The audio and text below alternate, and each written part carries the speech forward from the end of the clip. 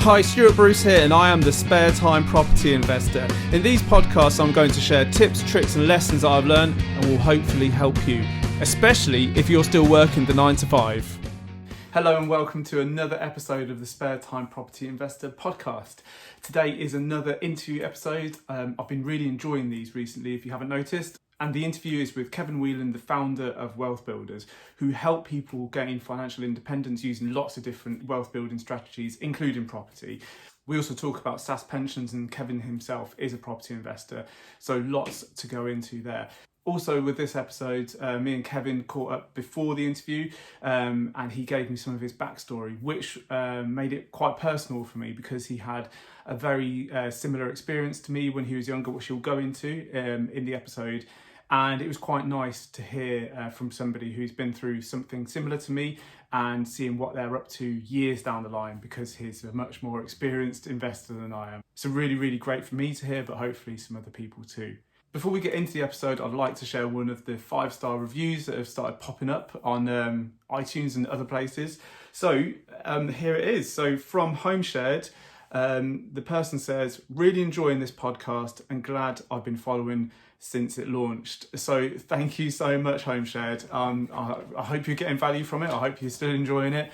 And yeah, thank you to everybody else who's been sharing the episodes. That's been happening more. I've noticed on Instagram recently, and the likes, the 5-star reviews, it all helps other people find the show and, you know, get benefit from it, because we're kind of all in the same boat really. We're juggling lots of competing priorities in our lives. So if there's anything in these episodes you can use to help with that, you know, all the better really, isn't it? So like I say, thank you for everybody who's been listening, for the reviews and subscriptions.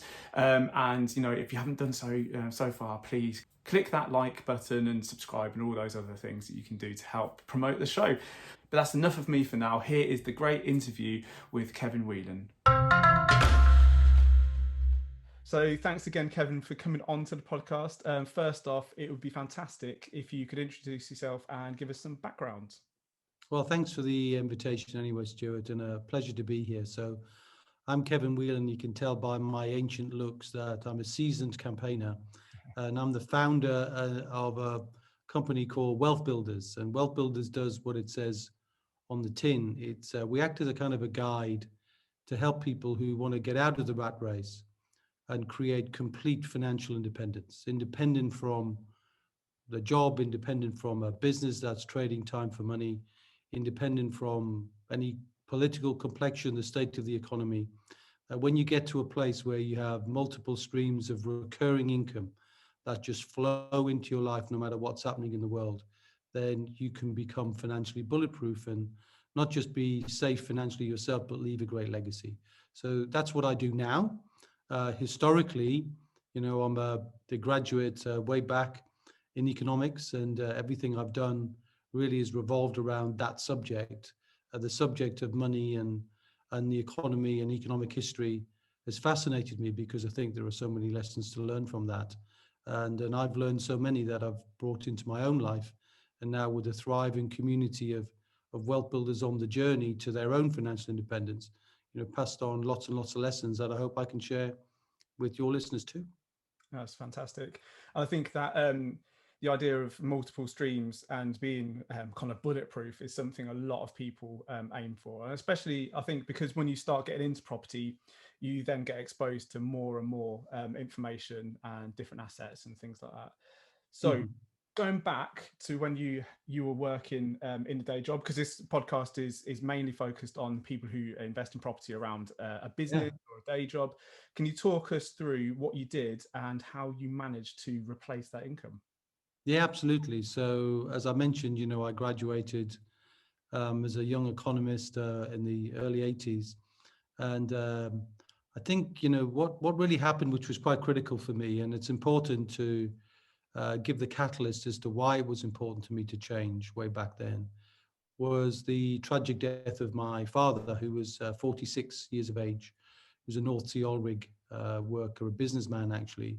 And he collapsed and died on the rig, and they couldn't get him off, and that was the end of that. And while that tragedy is always, you know, going to touch a family, what it did for me was propelled me to a different level of thinking.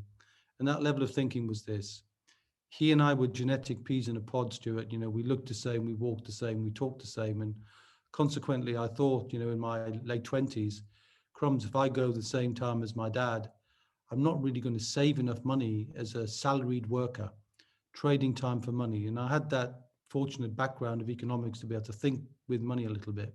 Yeah. So in reality, while I was working, and I probably worked from 80, probably around 83 to 88, about 5 years. But during that time, he died in 85. Um, During that time of 85 to 88, I was wrestling with my thoughts. And I remember the day, it was the 18th of August, 1988. And I made the decision with the kind permission of my wife to be. We got married in 89. Mhm. I said, look, darling, if I go when my dad goes, I'm not being morbid here. I'm not going to be able to save enough money. I think before we get married, before I start, you know, piling on all the trappings of, you know, mortgages and debts and all the sorts of things that go with that and families, I want to give it a go to create and build assets that I can own that will give me a repeating income, which will also pass on to you and the family. What do you think? Yeah. And she went, I'm backing you. You know, so all I did was then is switch gears from being an employee, and I just took a lesson, and the lesson I took was to learn how to be a financial advisor at that time. So to create a business, which I've subsequently have created multiple businesses, all in the financial space. So my wealth is accumulated over primarily business, but also, you know, property and working with property people, and we can get into that. But I focused on creating businesses, which includes property, with high degree of recurring income, with a very strong and solid niche, with the ability for all of those assets to work without my involvement. So that if Kevin keels over, the family is okay. And Yeah. fortunately, you know, I've done that. And over time, I've gained some wisdom. I've developed a CAT scan brain to be able to diagnose anybody's financial circumstances and to immediately to see how they could do better, they could improve, they could switch, to be able to build wealth for themselves based on their personality, based on their time, based on their money. So many different ways you can go click, click, click, click, click, click, click, like a CAT scan, and help people do that. And now I've taught other people to do that, and a business that simply teaches a step-by-step process to become financially independent, normally within a 5-year time frame.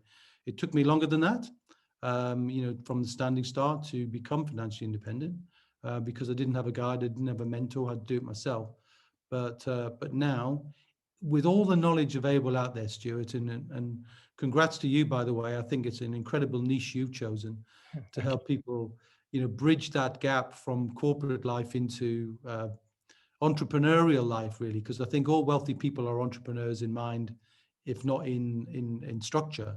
And I think I applaud you for that. And I think definitely I'll be happy to share any of the lessons I've learned to pass on to your audience, to inspire or help somebody to make an intellectual shortcut to get them to where they want to get to quicker. And rather than taking, you know, 12 to 15 years or 25 to 30 years if they just stick with the job, and bank the pension at the end. I don't know about that one.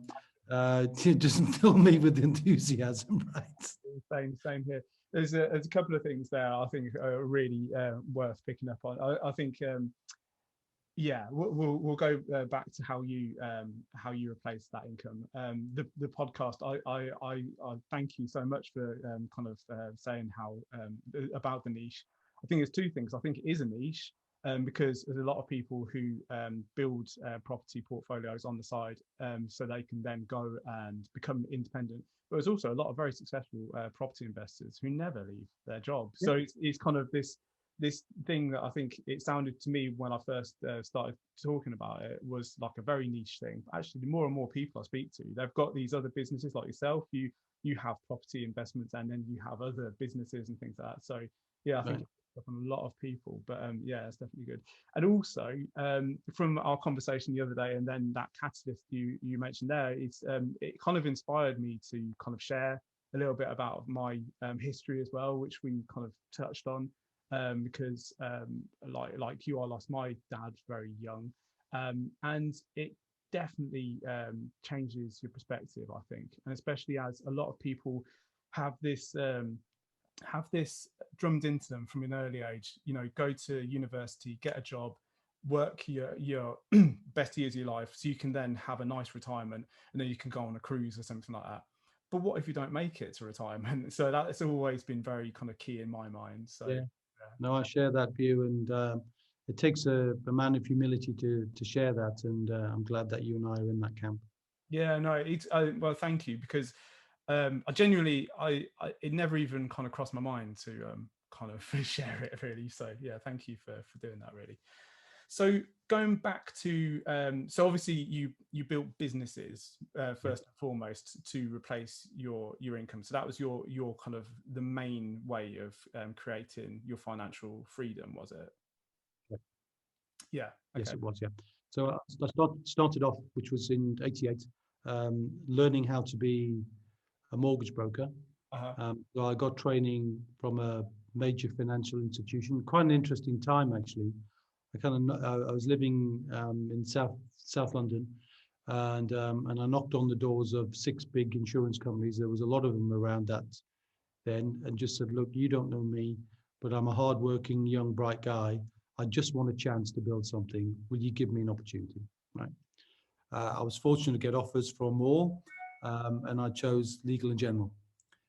So in the late '80s, Legal and General gave me a contract, which I look back on it now, it was not really a very difficult one for them, but they gave me 6 months worth of, essentially 6 months worth of money to allow me to start to build. And then I built a business which really created a number of different mortgage brokers. So I almost created my own agency on the back of arranging mortgages and getting PAs where mortgage brokers wouldn't have PAs. So I was almost creating, an income for myself, which wasn't trading. It was still trading time for money at that time, but at the same time, but having the income from other mortgage brokers. In the end, I had 20 mortgage brokers working for me with a system that I invented, which was mortgage management, essentially a way to charge fees to people. Historically, at that time, nobody charged mortgage fees, but we did, because we talked about eliminating mortgages, not just arranging mortgages. And then I subsequently sold that business on, and have done that again and again and again. So just keep creating and inventing businesses that are in a niche where I see is a strong link to finance and to wealth. So that includes an IFA business, a legal operation business, a SSAS or a pension administration business, a wealth membership business, a mentorship business. So, all businesses that relate to the process and the practices of people who want to build wealth, and where do they go to get guidance. And then what I love about recurring income businesses, and all businesses that are wealth creating, whether it's property or business, are fundamentally built on a principle, which is if you provide outstanding value and you continue to provide outstanding value and you focus on that, then you continue to get favored with revenue. So it's a great model, because whether you've got a great property business or a great trading business, you earn the right to have a high degree of recurring income by ongoing recurring value for your client. And you're just a great landlord. You've got a great environment, whichever strategy you use, whether it's buy to let, whether it's HMO, whether it's service accommodation, whether it's supported living, whatever you do, if you provide outstanding work for the ultimate receiver of benefit, then you create a business of great value, whatever it is. So I think I deal in principles of how to do that, not necessarily saying one type of business is better than the other. It's a principle, and you can apply that principle to any asset. And there are 7 different assets that you can use to create wealth from, and you can apply that principle to all 7. That's great. So that's interesting. One of the episodes of your podcast that I listened to the other day was talking about the 7 different assets. So it'd be great if you could talk us through them. Yeah, sure. Well, I call them the pillars, because the logo of Wealth Builders is essentially a building with a foundation, a bit like the Parthenon, Stuart. You've got the building and there's a foundation. 7 strong independent structures called pillars, and then a roof perched on the top. And this idea came to me when I was trying to work out, well, how many different things can you own that will create recurring income in your life? And I started mind mapping this out. And I found and could only find 7. And I keep looking for number 8 because it would be like a perfect circle, in the symbol of infinity. But I haven't found number 8. So I'm going to chuck a challenge out, Stuart, to you and to your audience. If anybody can help me find asset number 8, I'd willingly send a case of very nice champagne to anybody who can do that. So there you go. Now let's start then by giving them the 7, okay? So the best way to do this and to think about this, and if I know some people will be listening in different places, listening when they're running, listening when they're exercising, or they're walking the dog, or they're sitting at home, whatever. But just imagine, either draw it out or draw it out in your mind, a square. And then on the right-hand side of the square, draw kind of 3 lines just radiating out like a spider's leg. We're going to draw a 7-legged spider. So 3 to the right and 4 to the left. The 3 to the right, Stuart, are the example, the epitome of exactly what you described the old wisdom of the past was all about, which is number 1, to have a home. So we would call that home capacity. Number 2, pension. Number 3, investment. Now, for the most part, that's what 95% of the population do. They live in a home, which doesn't give them any recurring income, of course, because they live in it. There are many, many ways. You can use the space around your home, your actual home, or the equity in your home to create wealth. So, there's a whole raft of things that we've got around that. Pension, the traditional pension that most people kind of set and forget and hope the stock market will pay them over the long term. But of course, it's so volatile and the fees are so high in the UK that it almost never can. And more about that if you want to talk about that. Yeah. And third is investments, which again tends to be concentrated in the stock market. So what you get in the UK and certainly in the US is an over concentration of investing in their pension and their ISAs and so on in the stock market, over which they have no control, and certainly no control over the returns, and often very little control over fees. And a home they live in that is mortgaged, so it's a liability, not really an asset at all. And that was one of the things I did, was paid off my mortgage in 7 years flat, then wrote a book on how to pay your mortgage really, really quickly, because I thought that would be a good skill for people to have, whether they tapped into that equity or whether it just made them feel more secure because they didn't have a debt going out of their life very quickly. And that's called Save a Fortune. And anybody who connects with me can have a copy of that book entirely free of charge. So no problem at all with that. Yeah, that's great. So that's the 3 on the right. And the reason why 95% of the population just don't get to financial independence, Stuart, is because that's what they do. They get the good job, right? They earn the income, they pay the mortgage, they save money in the pension, they stick some money in the ISA and cash or premium bonds or whatever they do, hope for the best, get to retirement and realize, whoops, there's not enough income flowing in because they can't control the income. And just imagine 2008, if you were retiring when the market crashed by 40%, or 2020, what do you do? So there's just no safety and security there. But these things are what people are told, aren't they? In terms of like, get yourself a nice house, get yourself a pension, everything like that, and you'll be fine. You'll be absolutely fine. And it's a load of nonsense as far as I'm concerned. Is that, well, I think it's probably old wisdom. Worked. Yeah, I was just going to say maybe something that worked back in the day, and that's fine. But these days, I mean, God. Yeah, I mean, I think it worked when. Look, I think it probably works if you're a civil servant, or if you work for the NHS. Where you've got a public sector pension and you work for the same structure for 40 years of your life. You start at 20, you get off at 60. Yeah, maybe. You've got a reasonable pension. That's probably okay for most. Was never going to be enough for me. Number one, I didn't think I'd see 60. So that wouldn't have been good. And number two, actually, what's really interesting about those kind of pensions is usually when the person who creates the pension, in other words, does the job, dies, the spouse gets 50%. Yeah. And then the kids get nothing. So you've got no legacy. Yeah. And the tragedy, one of somebody I knew was just about to move their pension out of the control of their employer into their own control. But before they did that, they died. Wow. And unfortunately, the wife got 50% of the pension instead of all of the pension. The kids got nothing. And so I think, that's a whole separate podcast probably, Stuart. So on the right-hand side then, home capacity, pension investments. Not a good place. No. It's a place to understand, and you're probably there. Most people have got something in those three. The remaining four assets I call the entrepreneurial pillars. So traditional pillars, entrepreneurial pillars. Tradition, what used to happen, entrepreneurial, what should happen. And on the entrepreneurial side, we've got pillar number 4. So almost to say it's 7 o'clock. Property portfolio. Any kind of property that has the capacity to generate flows of cash. And also nothing wrong with having flows of capital if you're then reinvesting the capital to create further income. Okay, so I don't differentiate specifically there, but we do as we get deeper into it. Number 5, and my favorite, businesses. Recurring income businesses that work without you in a niche. Number 5, but business is the technical kind of strapline. Yeah. IP, intellectual property.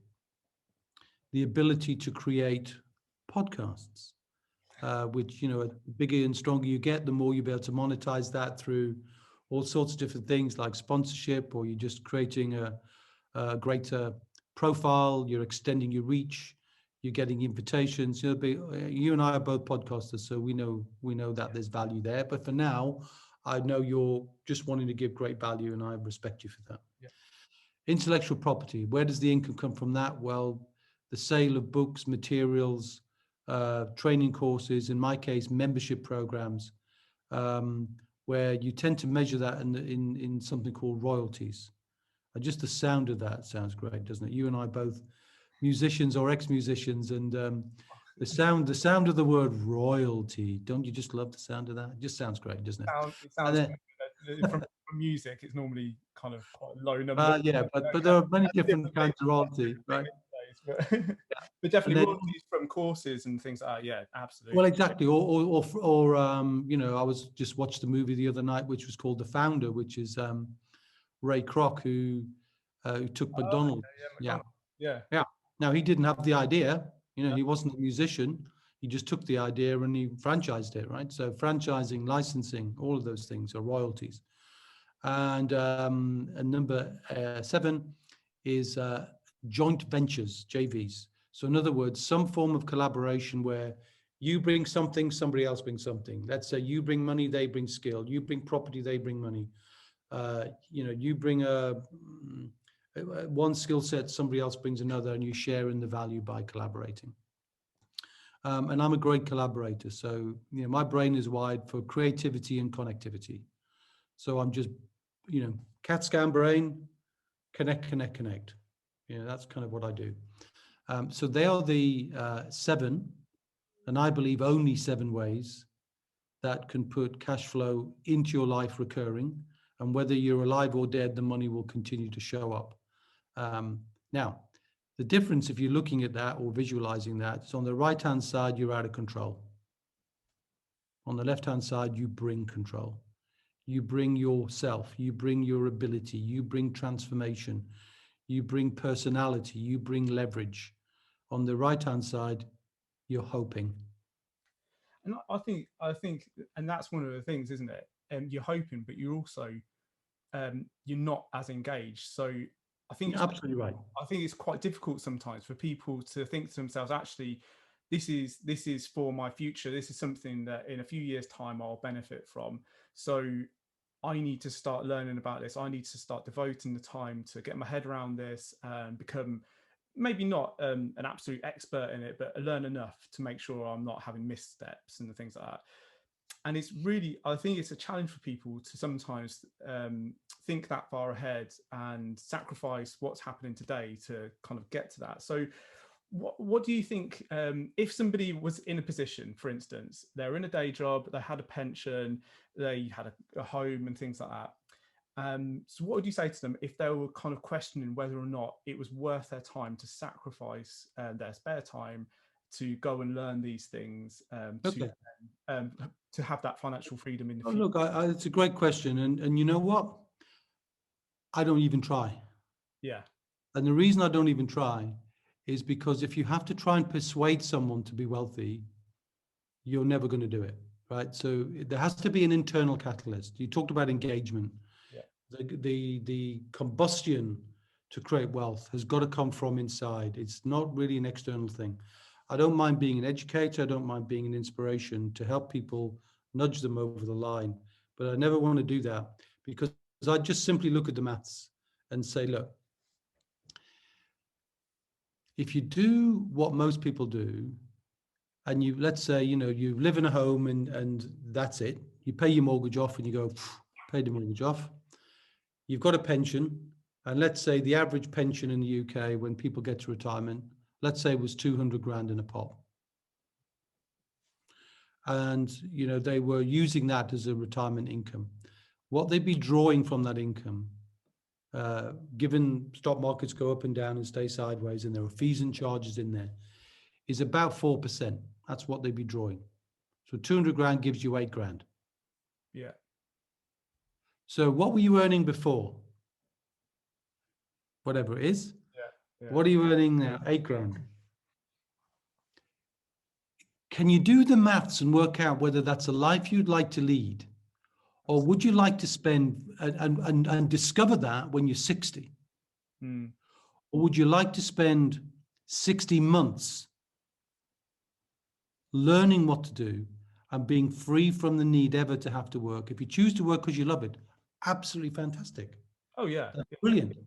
If you choose to live in another country, fantastic. If you choose to give back, fantastic. If you choose to remain as a business owner, fantastic. It's all about choice. Yeah. The problem with plan A, the plan you and I want people to wake up and smell the roses over, is plan A never smells sweet. It always lives a life of uncertainty with scarcity in your mindset, a lack of confidence, fearfulness of trust, no collaboration, no engagement. It's a pitiful, wasted life. Yeah. No, I'm with you. And I commend it to no one. Yeah, and I think there's certain trappings in it as well. I think as people earn more money and they have a particular job, then they live up to the expectations of that job. Yeah. And it's kind of role is crap, you kind of Yeah, and I don't want to be overly negative. I realize I jumped yeah, a bit of a soapbox there, and I get that, and I apologize if I offended anyone. But what I see when I live in London in the southeast, and what I see is we have a lot of city brokers and city workers who've been devastated, by the way, by the pandemic. But one of the things that's happened there is, the very high levels of income that these people are on. Yeah. And as you say, the trappings that go with that, and they pay scant attention to the pension, by the way, because we're unstoppable. We're Superman or Superwoman. And the drop between the high level of income, hundreds of thousands a year, to 10 or 20,000 pounds a year, so dramatic. Yeah. It's almost like the fall is so big that it's so painful that it's devastating. And so we have a whole program that teaches city people to gradually, because you can just take a gradual. You don't have to stop and give up the day job. It's just do something on the side. It could be a piece of property. That's often a very common strategy. Do something that you can do in addition. Yes, you're probably working flat out, but look, I think Kiyosaki said it well in one of his books, which I think is Rich Kid, Smart Kid, actually, this one. Okay. Says, you create your wealth at home. You don't create wealth in your job. The job is what you do to pay the bills. The brain has to be engaged outside of that. So whether you can leverage time, what better time than now? Yeah. Where you've got more control of where you are. You didn't have to commute an hour and a half there and an hour and a half back, and you were knackered on the journey back, so you fell asleep. You didn't have to sit at an office for 8 hours a day. You've got a bit more control of your time. No better time than now to leverage the time that you have to create something on the side, something that starts to get you engaged, as you said. I think that's a great observation you make, Stuart. Something that gets you doing something in one of those pillars that you just think would be a place to start. And don't get overwhelmed with so many things.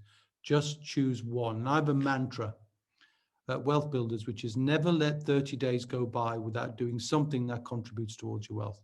Never. I think it's really good. And that means never. Every month. And in our coaching program, they've got a coaching call every month. What have you done? And it could be, well, I read this book or I attended this, and that's fine, because wealth starts with education. It doesn't start with doing, because if you do things without knowing, you make mistakes, and if you make too many, you'll stop, and then you'll lose confidence, and then you'll never build wealth. So you start with education. Or you could be listening to podcasts if you are commuting, or you're running or walking the dog or whatever you're doing. So there's just so many different things you can do that gradually can start to transform you from being reliant on the job to being self-reliant on your ability. And there's no race. You don't have to do it in 5 years. You could take 10 years. If you're 30 and you think about it now, you could be financially independent forever at 40. Yeah. And then if you've got kids, you can teach them the very same skills that you've learned, so that you pass on the wisdom to the next generation, rather than pass on the legacy of the old wisdom that was passed on by your parents and your school system to you, which probably wasn't great for most people anyway.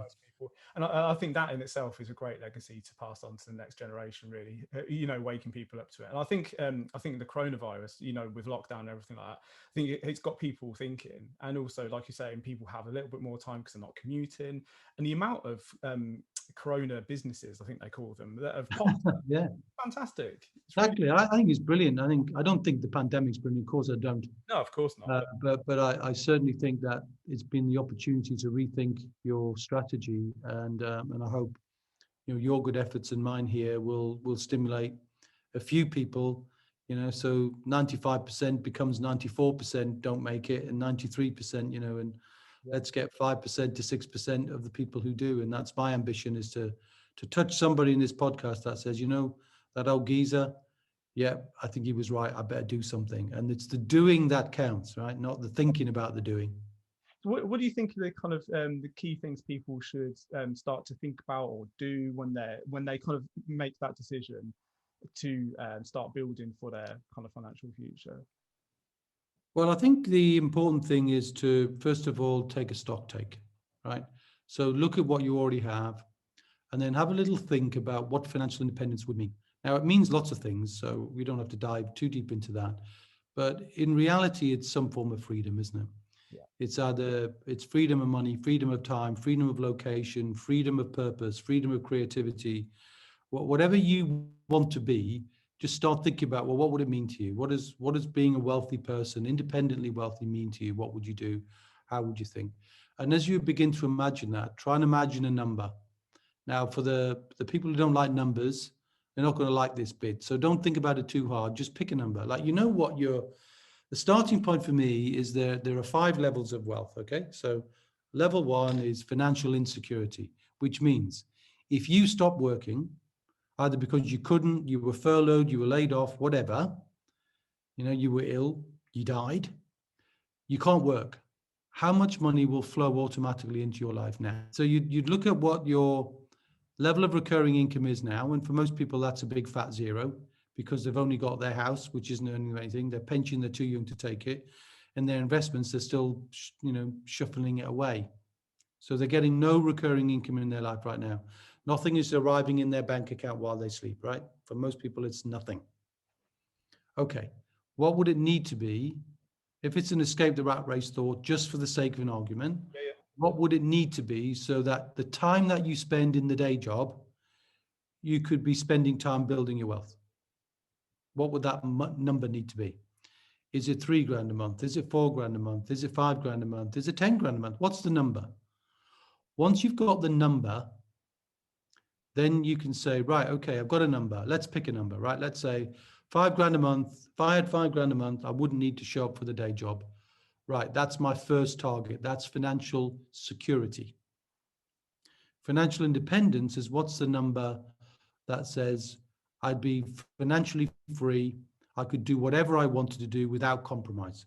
Not just pay my bills, my lifestyle. Yeah. You know, when we can go on holiday again. How many holidays do I have? Do Yeah. I want the drum kit in the soundproof room or not? What do I want? And I can have anything I want. What does that number need to be? And everybody's got a number, and you can get it out of people. In my community, that average number, just the average, is 10. Right?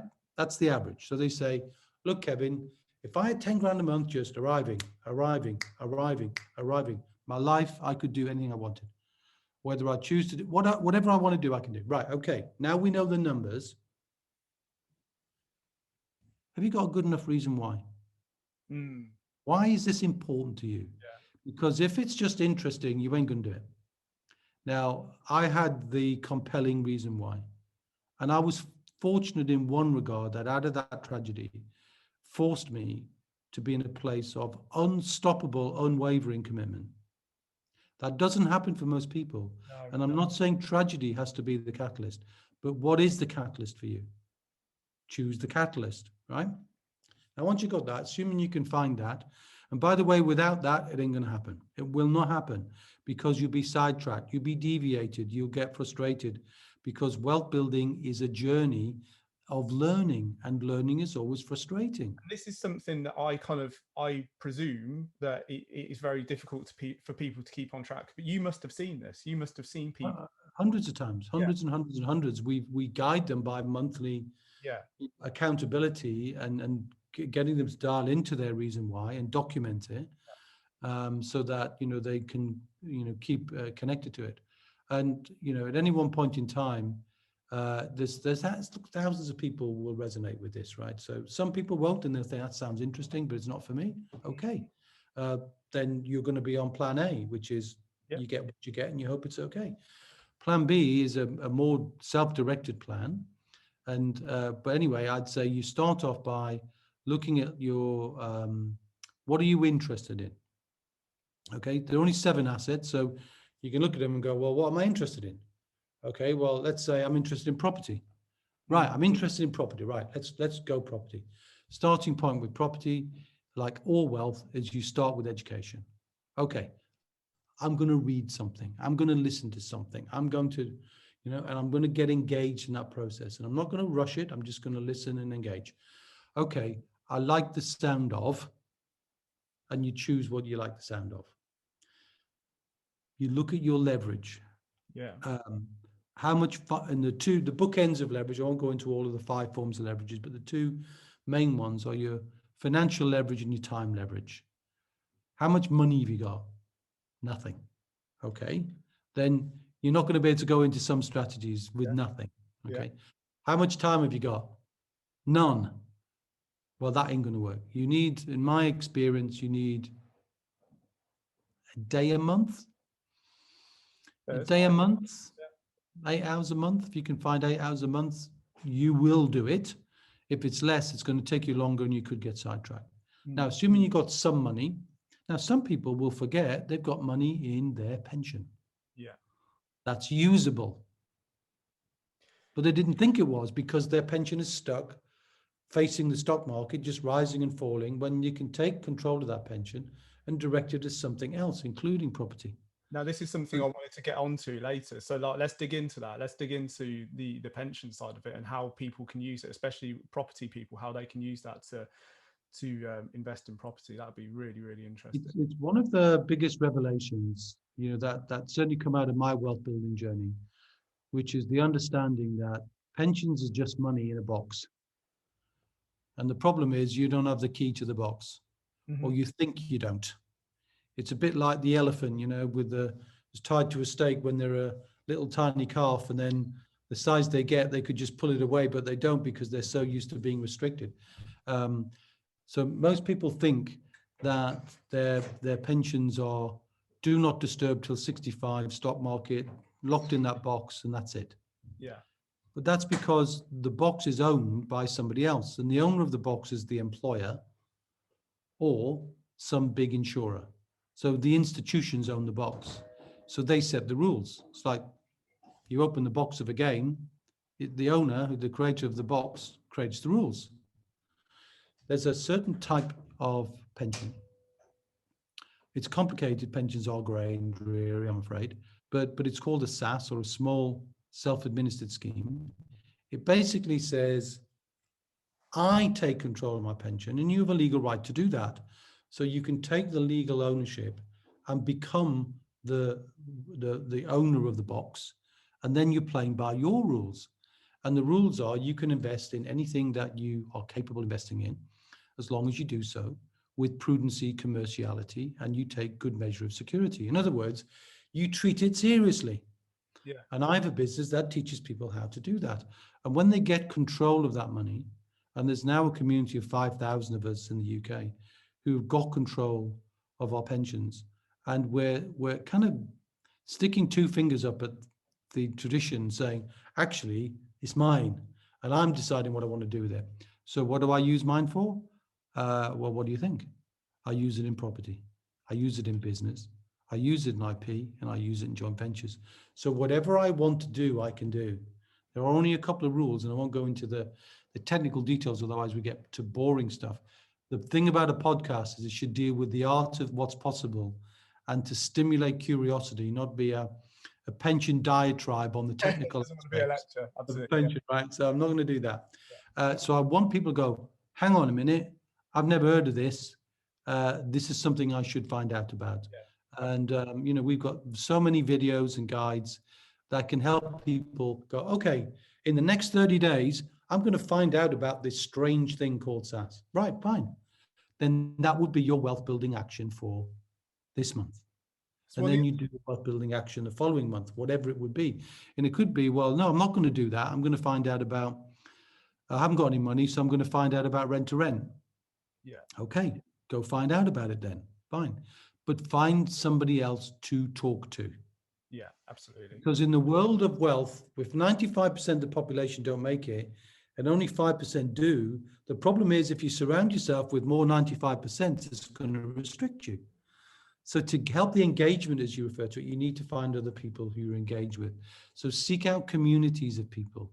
The great thing about property, as an example, Stuart, is they connect, don't they? They collaborate, they congregate online and offline in so many different places where, Facebook groups and so on, where you can get information on whatever strategy you want, and maybe a dozen strategies in property, not more, because it's quite a simple strategy actually. Property, it's bricks and mortar, and then the creativity of what you do with that to create some form of rental income. So it's not that complicated, except they're just degrees of complexity. But you learn those as you go. Yeah, it's a bit like a kid. You don't run, 10 seconds for 100 meters when you're 6. You've got to learn how to walk before you can run. And this is the same with wealth building. You just got to walk before you run. Yeah, absolutely. And I think, property community is very open as well, very happy to help people. Yeah, definitely. I would encourage everybody to find communities that they can connect with to help their education.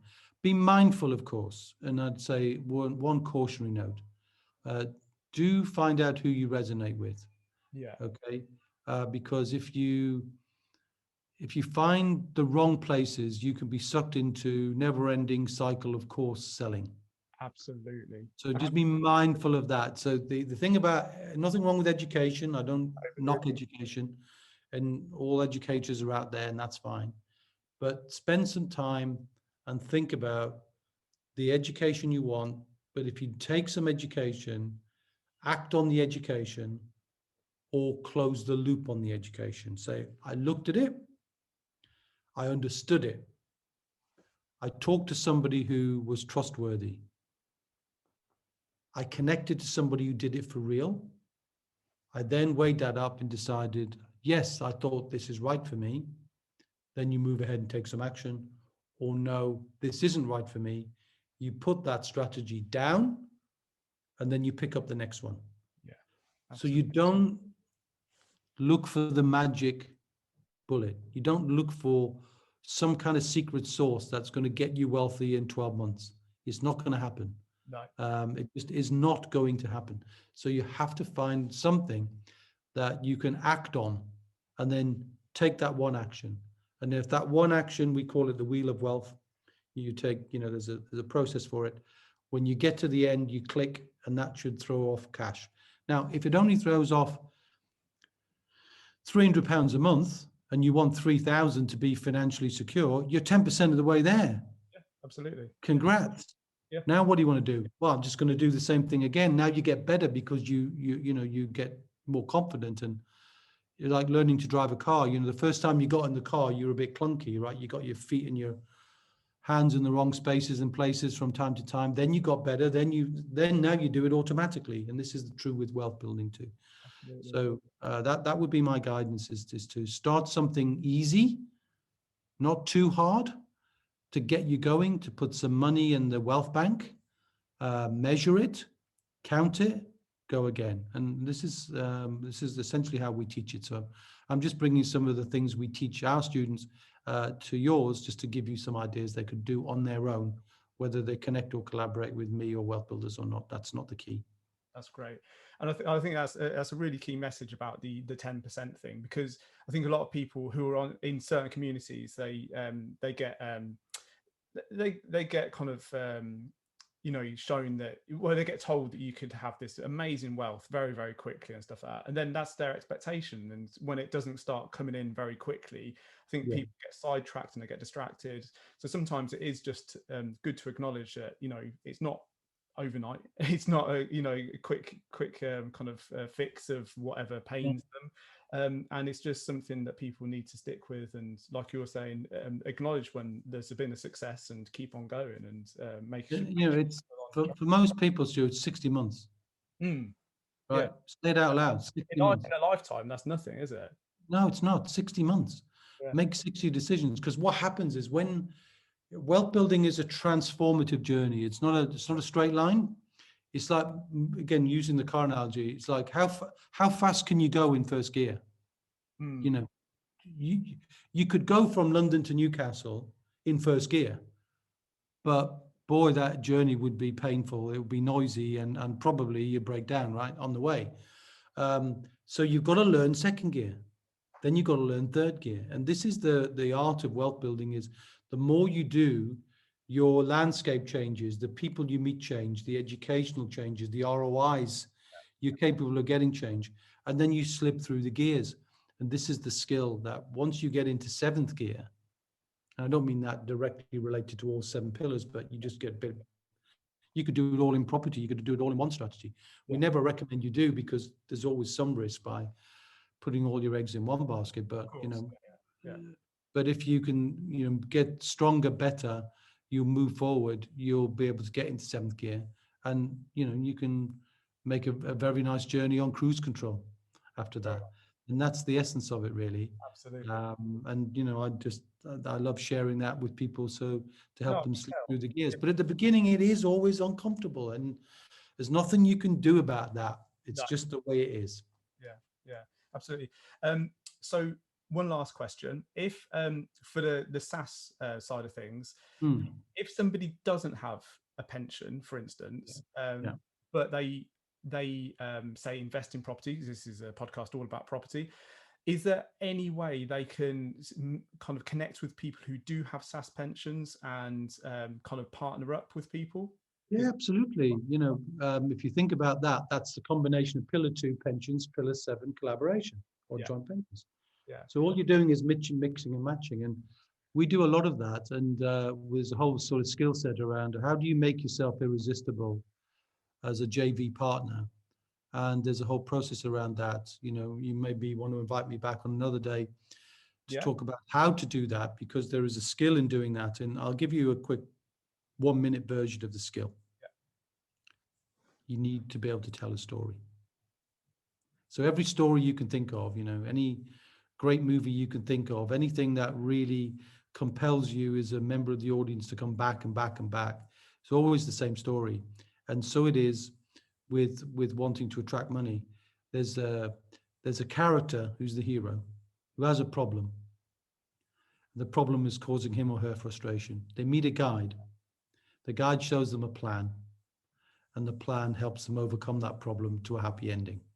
Sometimes a miserable ending, but generally speaking, you want a happy ending. And that's the plot. The problem with that is when I see people in property looking to raise money from private investors, the story they tell is of themselves. So they put themselves in the story as the hero of the story, not as the guide in the story.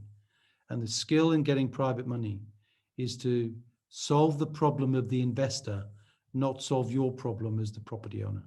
You've got to think yourself inside out.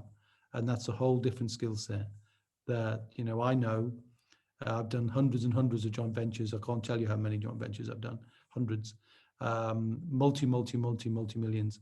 And that's just because I know over the years how to craft this and how to teach this. And it's a whole new skill. And it's a great skill to learn because when you master it, you become irresistible to money. People want to lend to you. It's not like you've got to fight them or ask them. They want to lend money because you've crafted your message in such a way to be, just like a great story. I can commend a book to people if they want that just tells that in a better way than I just did, called Building a Story Brand by a guy called Donald Miller.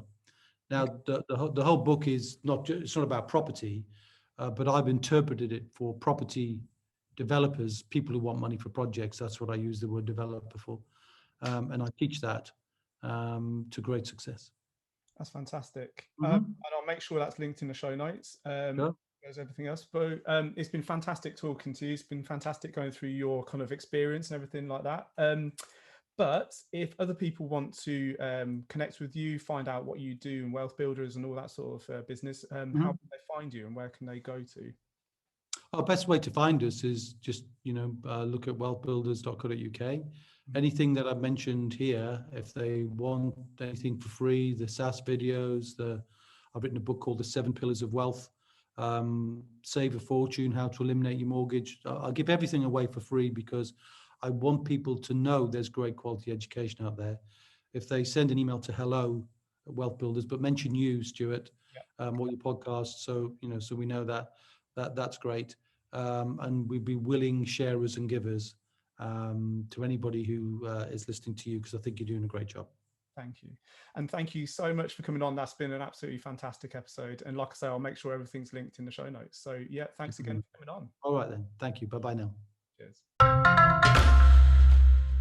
So there you go. There's the interview with Kevin. I hope you enjoyed it as much as I did. A really, really experienced investor. And afterwards, we spoke about his motivations for continuing to do this. He just loves sharing what he's learned so far. And if he can help other people, he's happy to do so. So take advantage of his knowledge, and all the links that he mentions will be in the show notes. So thank you again for joining me. Best of luck, and I'll see you again next time.